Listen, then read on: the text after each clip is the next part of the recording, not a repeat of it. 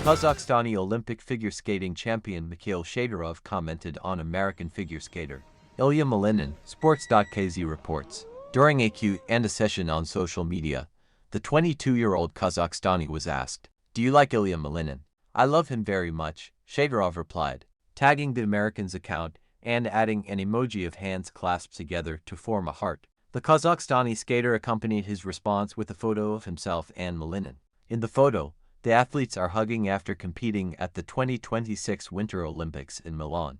Shadorov and Malinin are among the leading figure skaters of their generation. At the 2025 World Championships, the American won the gold medal with 318.56 points, while the Kazakhstani finished second with 287.47 points.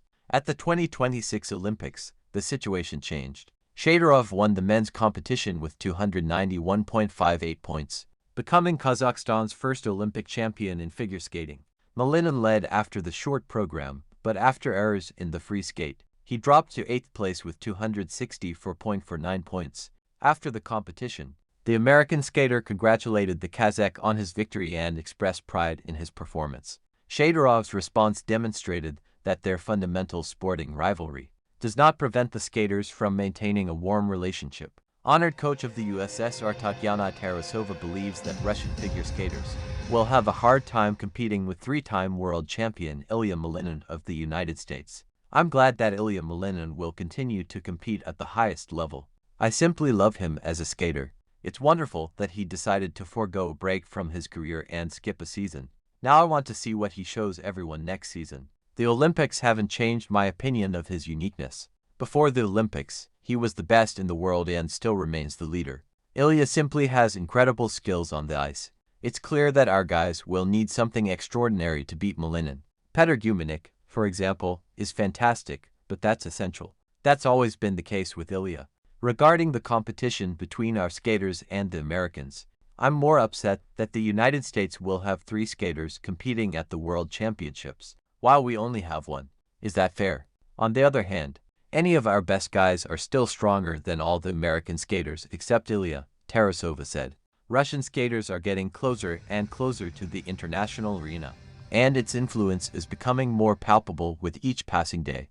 On Monday, the ISU added a list of another 15 neutrals to its website, including Evgeny Semenenko, Mark Condruk, Matvey Vetligin, Nikolay Yugosov, Vasilisa Kaganovskaya, Maxim Nekrasov, Ekaterina Mironova, Evgeny Ustenko, and others. However, a debate immediately erupted about what constitutes neutral status. The ISU communique states that an athlete may be eligible to participate in competitions as soon as they sign the neutral status form.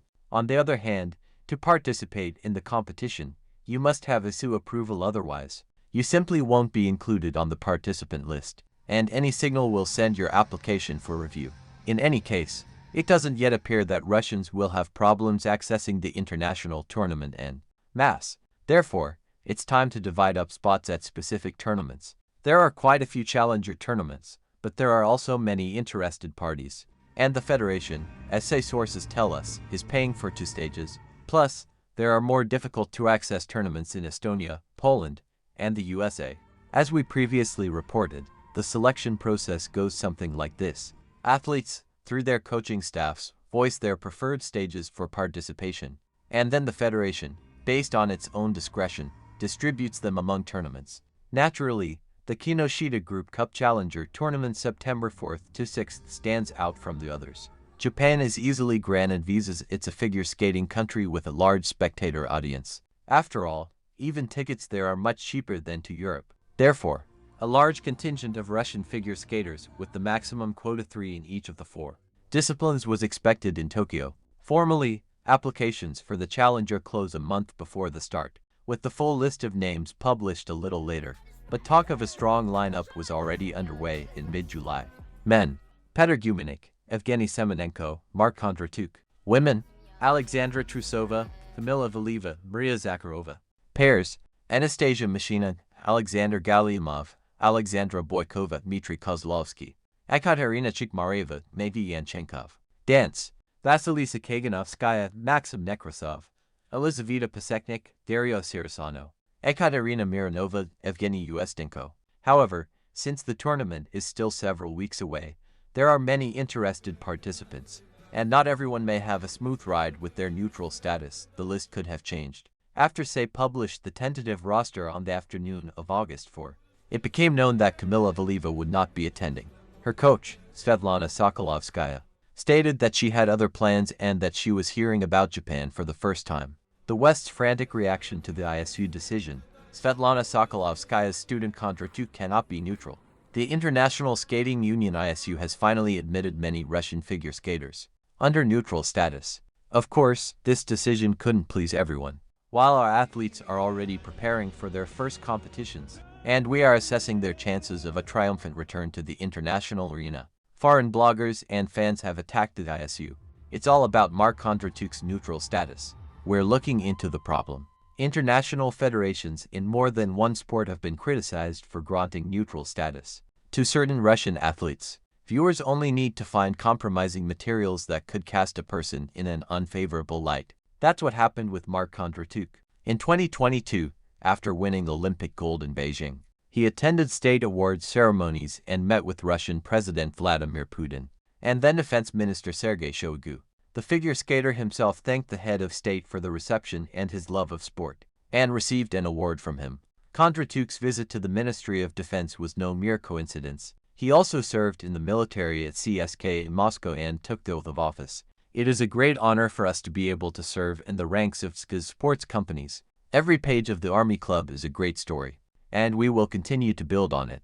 His service in the sports company and photographs from the oath of office in military uniform, and with Vladimir Putin, became a red flag for foreign viewers. They began actively posting images of Mark on social media, tagging the official ISU account, and demanding a reconsideration of the decision regarding his neutral status.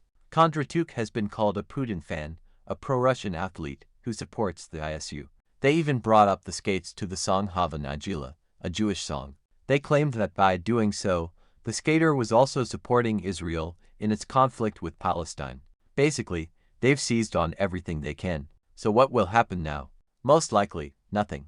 Although, frankly, even many Russian figure skating fans are surprised that, despite serving at SKA, Condruk was able to obtain neutral status. Just a year or two ago, this would have seemed impossible. So, predictably, this decision is now facing criticism and hatred from foreign fans and experts. But it's unlikely to have any effect. In tennis, for example, the neutral status of many Russian and Belarusian athletes is regularly questioned for photos with politicians, but the WA and ATP have simply ignored numerous calls to reconsider. For world sport, the neutral status of an athlete who posed for photos with Putin and served at CSKA is an important precedent. Other international federations have seen a clear example that meetings with politicians or military commitments to their country are not grounds for isolation and suspension.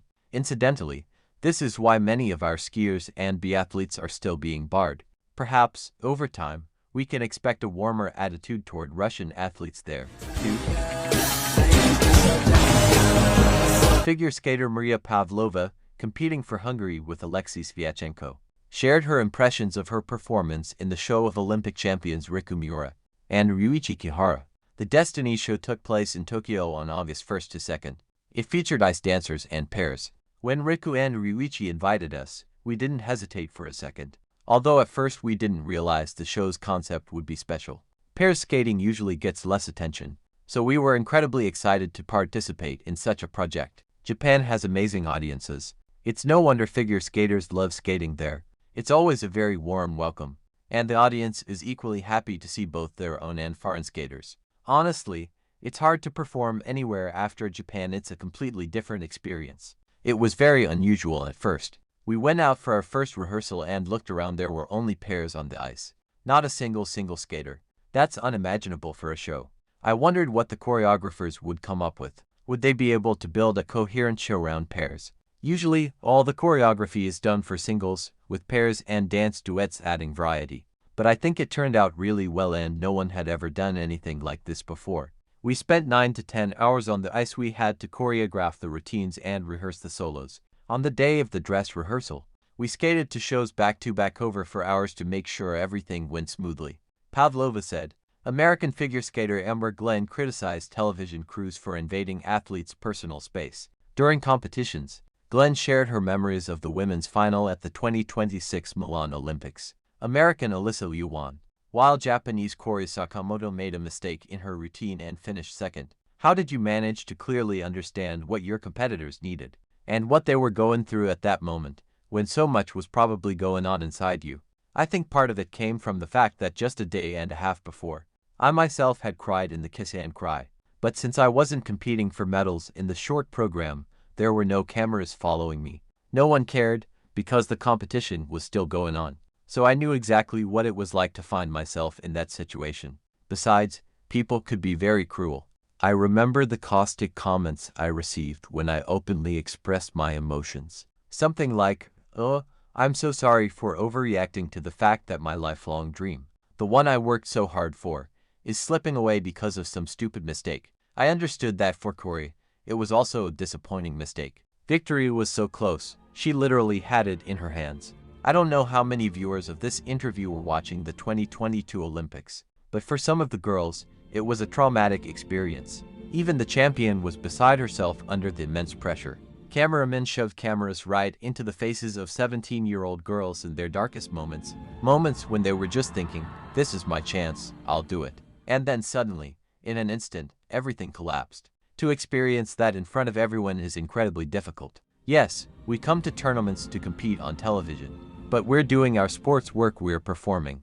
We don't have to make a reality show out of our suffering. If viewers want pure entertainment, let them come to the ice shows. Our main task at the Olympics is to skate for the judges and do our job. Yes, during our performances, we share our energy with the crowd, but we don't have to cry on camera and show everything we're going through at that moment. Then I clearly felt a line had been crossed. The man was deeply upset, overwhelmed by powerful emotions, and this definitely didn't need to be broadcast in close-up for the entire world to see. I simply knew I had to intervene. Kori was going through hell and couldn't say no to the journalists, because she probably didn't even notice the cameras in front of her. And even if she did, it probably felt like a rude invasion of privacy. So I simply blocked their path. No, that's enough. The adrenaline was still pumping through me. I was genuinely happy for Alice Liu, but at the same time, I wanted to protect Kori. There was too much going on at once, but I've always been like this. If I've experienced something painful myself, and I see someone else being forced to go through the same thing, I won't remain silent. I'll step in and say whatever needs to be said. I can't just sit back and watch injustice happen, knowing how deeply it hurts, Glenn said in an interview with ESPN.